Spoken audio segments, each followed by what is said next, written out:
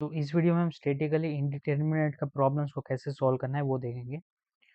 सो ये बीम्स ऐसे होते हैं जिसमें हम इक्विलिब्रियम इक्वेशंस को यूज़ करके सॉल्यूशन नहीं ला पाते हैं।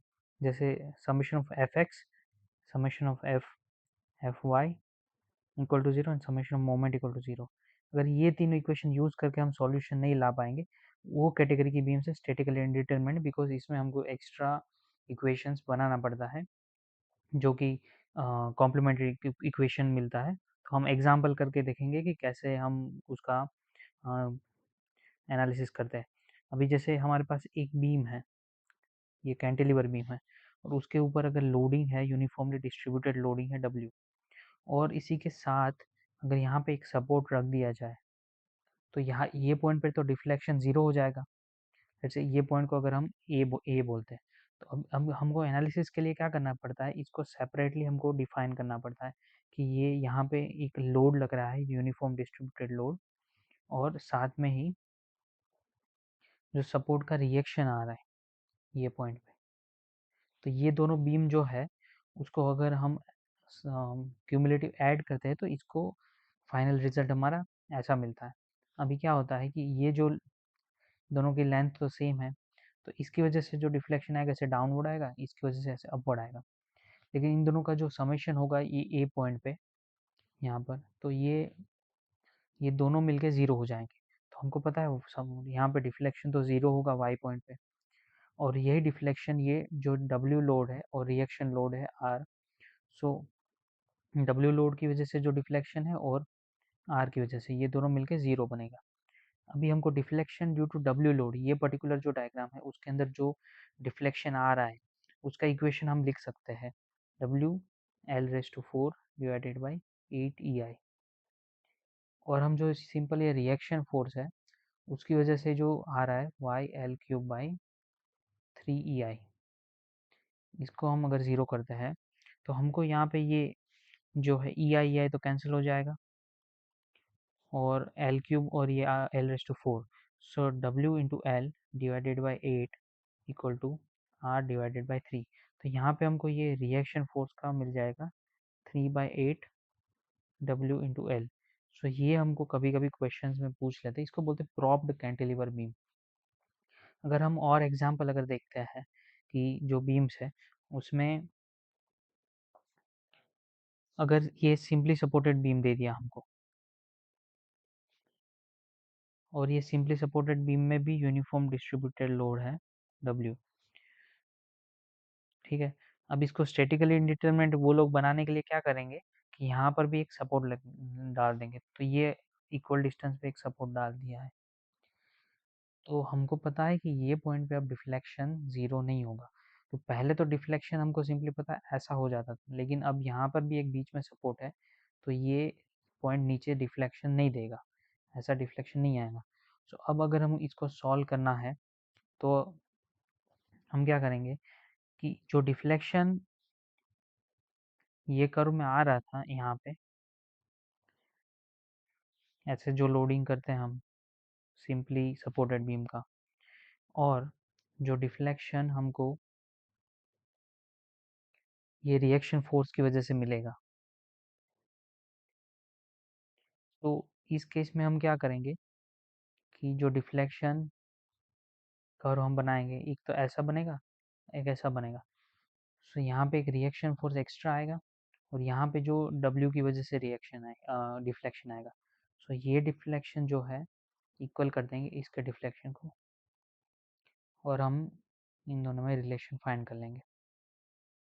तो हमको ये डिफ्लेक्शन यहाँ का जो है y ड्यू टू w ये पता है, और reaction due to simply supported beam में जो होता है वो पता है, कुछ R L cube by 16 EI something, exactly मेरे को नहीं पता लेकिन ऐसा कुछ होता है। ये यहाँ पे भी कुछ ऐसे W L raise to something divided by एक कांस्टेंट रहेगा और ई आई रहेगा। अब इन दोनों को हम इक्वल कर देंगे, नेगेटिव रखेंगे, क्योंकि deflection due to W plus deflection due to reaction force zero है। सो ये दोनों को हम इक्वल कर देंगे, और यहाँ से हमारा डब्ल्यू और आर के बीच में रिलेशन आ जाएगा, ठीक है। अब क्या होता है कि दूसरे केसेस में वो लोग स्प्रिंग रखते थे, जैसे ये तुम्हारा कैंटिलीवर बीम है और दूसरे एंड पे एक स्प्रिंग डाल दिया, अभी स्प्रिंग का कांस्टेंट के दे दिया, ठीक है, और बीम पे कोई भी लोड दे दिया। अभी ये केस में क्या होता है कि ये केस में तुमको W की वजह से कुछ डिफ्लेक्शन मिलेगा, यहाँ पे W है तो उसकी वजह से कुछ डिफ्लेक्शन मिलेगा ऐसे, और स्प्रिंग फोर्स जो है वो अपवर्ड डिफ्लेक्शन देगा। स्प्रिंग स्प्रिंग जो है, जैसे ही हम यहाँ से डाउनवर्ड डायरेक्शन में फोर्स लगाएंगे, स्प्रिंग अपवर्ड डायरेक्शन में रिएक्शन फोर्स देगा। तो अगर स्प्रिंग का फोर्स हम देखते हैं तो स्प्रिंग का फोर्स लगेगा ऊपर की तरफ Fs, और ये तो W है ही।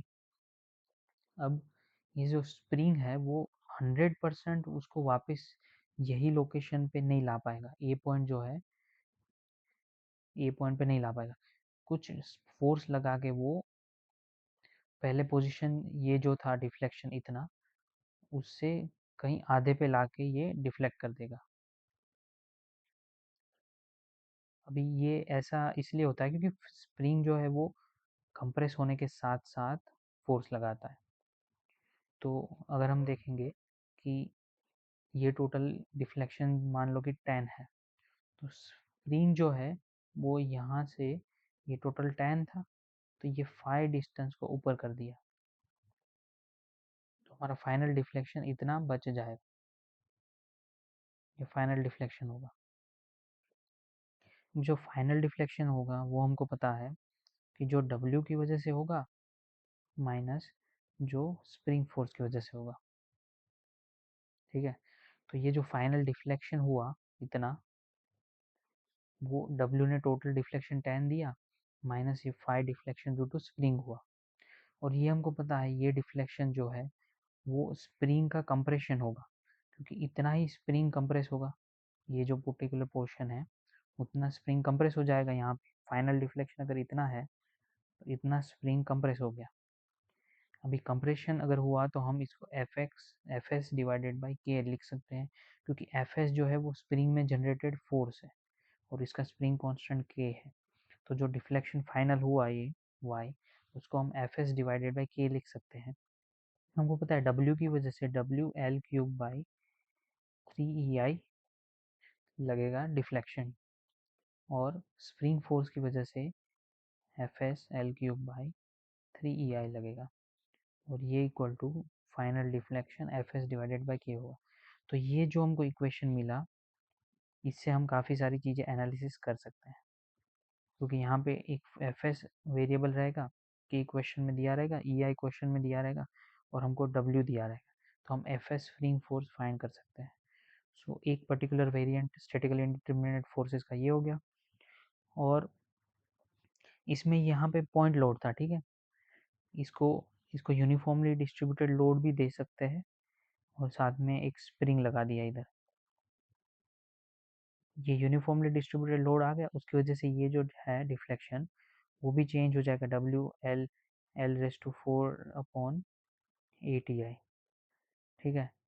तो ये एल रेस टू 4 आ गया 8 EI, और यहाँ पे स्प्रिंग फोर्स का तो सेम ही रहेगा, और ये भी सेम रहेगा। सो लोडिंग के हिसाब से ये वैल्यू चेंज हो जाएगा।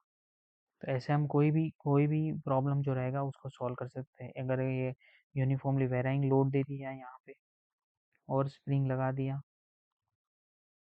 तो हम सेम चीज़ें, ये वाला इक्वेशन यूज कर सकते हैं यहाँ पे, ये पर्टिकुलर इक्वेशन, और ये होगा deflection due to deflection in spring. अभी और वेरिएशंस जो है उसमें एक कैंटिलीवर बीम यहाँ से दे दिया, और बीच में एक कोई सपोर्ट रख दिया, और दूसरा कैंटिलीवर बीम यहाँ से रख दिया। अभी इसको हम लोडिंग दे दिया यूनिफॉर्मली डिस्ट्रीब्यूटेड लोड डब्ल्यू, और ये बीम में भी डब्ल्यू दे दिया, ठीक है। अब क्या होता है कि यहाँ पे ये जो पर्टिकुलर ये सपोर्ट है, तो हम दोनों बीम को अगर अलग अलग बनाते हैं, तो यहाँ पे ये जो सपोर्ट है वो इसमें अपवर्ड रिएक्शन देगा, और ये पर्टिकुलर बीम जो है दूसरा वाला, इस पे ये डाउनवर्ड रिएक्शन देगा, और दोनों ही रिएक्शन इक्वल होंगे। ये लोड आ जाएगा ऐसे, ये कुछ डब्ल्यू सेम भी हो सकता है, अलग अलग भी हो सकता है, W1 W2 ऐसा करके। तो हम ये दोनों जो है इसको इक्वेट करके जो सिमिलर डिफ्लेक्शन करता उससे हम ये वाला साइड सॉल्व करेंगे, और दूसरी साइड में हम ये वाला साइड सॉल्व करेंगे डिफ्लेक्शन से, और ये दोनों आर इक्वल है तो हम फाइनली सॉल्व कर सकते हैं। और यहाँ पे अगर आप डिफ्लेक्शन देखते हैं तो ये पॉइंट का जितना ऐसे डिफ्लेक्शन होगा, ये पॉइंट का भी यहाँ पे जितना ये डिफ्लेक्शन हुआ उतना ही ये डिफ्लेक्शन होगा, क्योंकि दोनों ही सॉलिड से कवर्ड है, सॉलिड रोलर से कवर्ड है। अगर डिफ्लेक्शन कर्व हम बनाते हैं तो ये पॉइंट से इतना डिफ्लेक्ट होगा, तो जो दूसरा वाला बीम था,